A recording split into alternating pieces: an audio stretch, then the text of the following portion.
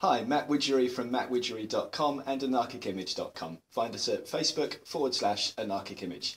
I'm here in York at the moment. I've been doing some street photography last night and I hope to get to do some more today and later on into this evening before heading back to Cambridge later on.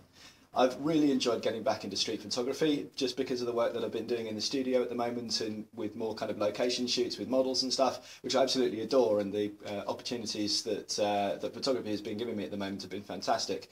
But I've missed getting out just with a simple camera and just taking pictures of people in the street and meeting some really cool characters. And being up in York, it's such a wonderful place to photograph and the people are amazing. And so I wanted to show you some of the pictures. They should be coming up while we're talking. And I wanted to do a what's in my bag as well, which seems to be a favourite thing amongst photographers on the internet, putting up videos. And I guess it would be useful actually just for people to see what it is that I shoot with and what I take away with for a couple of days shooting. So first of all, some of the people that I met, I just wanted to give a shout out to a guy called Finn Henderson. I don't know if you can see his, this is his CD. I got this from him last night. I was taking pictures. He was out with a small film crew. He's a musician, he's a pianist and a songwriter, and he is doing something really interesting, I thought, which was he was going out into town, meeting people face to face, talking to them about his music, and of course, you know, he's got a bag of CDs there, and you know, you can go and buy one. And I thought, what a brilliant proactive way to get people interested in what you do. I think these days, you know, whether you're into photography or filmmaking or music, you have to be really innovative about how you sell your stuff. So you know, full hats off to Finn. As you can see, it's still in the cellophane. I haven't had a chance to listen to it yet, so it might be awful.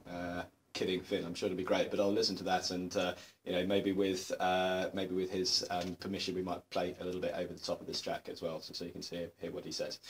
So that's that. Without further ado, I'm going to get on to the sort of nuts and bolts of the what's in my bag. So first of all, let's start with the cameras and equipment that you can't see, mainly because I'm using them to film this with. So I'm filming this now on a Nikon D5100. It's a very lightweight, small, compact camera. It happens to be Nikon because I use Nikon, so I have all the lenses and stuff. So that's easy for me. The lens on there at the moment is the 35mm 1.8. I've just actually got that and I'm really impressed with it. It's a very cheap bit of glass. It came out at about 120 quid. That's with the 20 quid cashback sort of Visa card thing that Nikon give you when you buy certain of their products at the moment. So that worked out really nicely, and I shot with it last night on the D300 and was just really impressed with the image quality that it came out with. The sound is coming courtesy of a roto-mic. That is something that you can mount onto the camera, a bit like a Rode mic, and I think Nikon even do their own version, which, you know, just plugs into the hot shoe. But I actually run mine off camera because I record it separately, actually into my Samsung Galaxy Note 2, which has a pretty decent audio input, certainly enough for doing stuff like this, and much better I found than using the audio in jack on the side of the camera itself. The sound quality is a lot lower noise, and it seems to could be a much richer sound with the same mic and everything else equal. So that's how I run that. Other things that I've got, just in case the light isn't so good and I wanted to do some interviews or whatever at night. This is the rotor light, and this also can mount on top with a bracket that fits onto the light in the middle there, and you can actually fit it on top of the camera onto the hot shoe. And also what's nice about this is that the shotgun mic will actually fit through there as well, so you can mount the whole thing onto the top of the camera if you're doing like a run and gun interview style thing. It's also great for doing stills. This is an LED light, and you can get really great catch lights in the eyes, and you can see I've got glasses on, so you know, there we go. But yeah, it's a really great little thing, and there are a series of gels in the back of these as well, so that you can actually get them either just colour temperature gels or some more artistic ones. There's kind of a blue one and a sort of pink one and stuff like that in there. So you know, these are really useful things to have just to carry around. They run off, you know, AA batteries, so they're really easy and you know, cheap to get the batteries if you need to. So that is for the video side of things. Now onto the stills. What I was shooting with last night, my main camera, which I absolutely love. I've had it for a few years now, and it never lets me down. This is the Nikon D300. At some point when I go to full frame, I'll probably go for a 600 and 800. But you know, until then, this is just such a brilliant camera. It is bomb-proof. It's full magnesium, weather sealed. If you ever run out of if you need an anvil or anything, you need to smash some rocks up, and you don't have anything for doing that, this will bash rocks and smash them up quite nicely. It's properly solid. It's heavy to carry around on the street, so I tend to use it more for studio work. But I wanted to test out the 35mm 1.8 last night, and so I took it out and did some street portraits with that.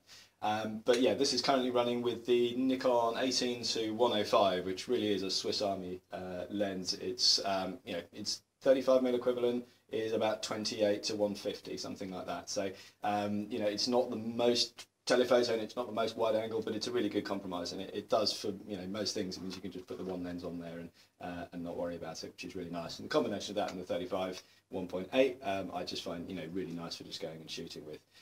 So that is the bigger SLRs.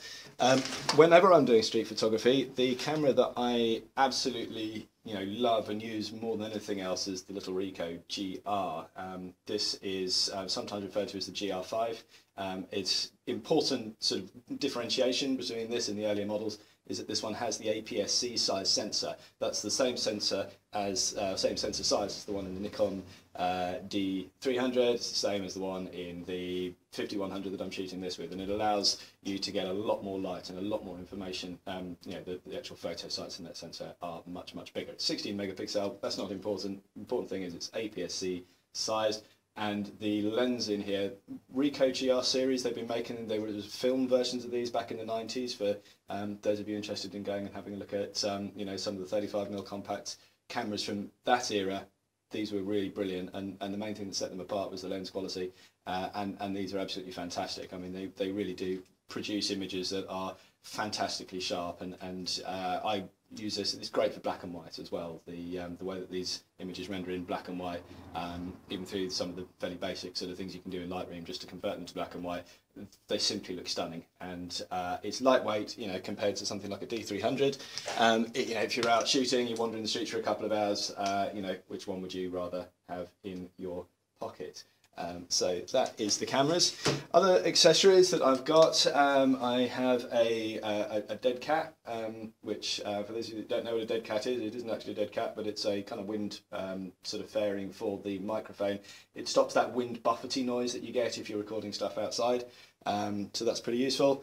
I never go anywhere without hard drives. This is just a 1 terabyte Seagate drive. You can pick these up very cheaply now. This cost about 60 quid.